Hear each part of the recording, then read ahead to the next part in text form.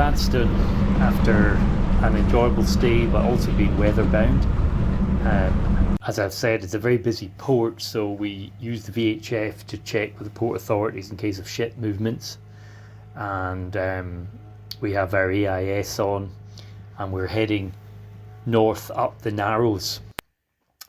This is the gap between Curtis Island and the mainland, and is the shortest route to where we're heading, which is out to the Keppel Islands, past several small islands, and this is the Capricorn coast, and we're actually crossing the Capricorn meridian, so quite remarkable. The Narrows are an infamous bit of water because they dry out and they have rocks and mosquitoes, so sailors have quite strong views on them, either pro or against them. You have to get the tide exactly right. You have to be at the drying out part before the ebb starts from the north. And you see I'm down to like 10 foot here on my echo sounder, and you know, we draw about 4.5 foot as a keel boat. So and yeah, if you get stuck there, you're stuck for a long time, 12 hours. So you don't want to contemplate that. So we motored. We had the tide with us, of course, and then once we got past the narrowest bit, we started getting the headsail ready just to run on the headsail and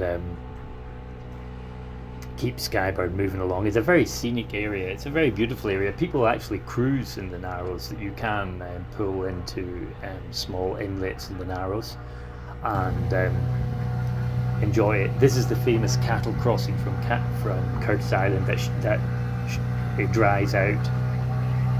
And that's, you know, there's quite a big area that is actually dries out. And this is the where they used to put the cattle across. Curtis Island now is it's still a beautiful island, but it's also got a big LPG plant. This is us coming out now at the end of the Narrows, out to the bay, and I didn't film this because we actually ended up having a tough time with a wind against tide scenario, and it was pretty tough, and I was quite understandably a bit nervous about it.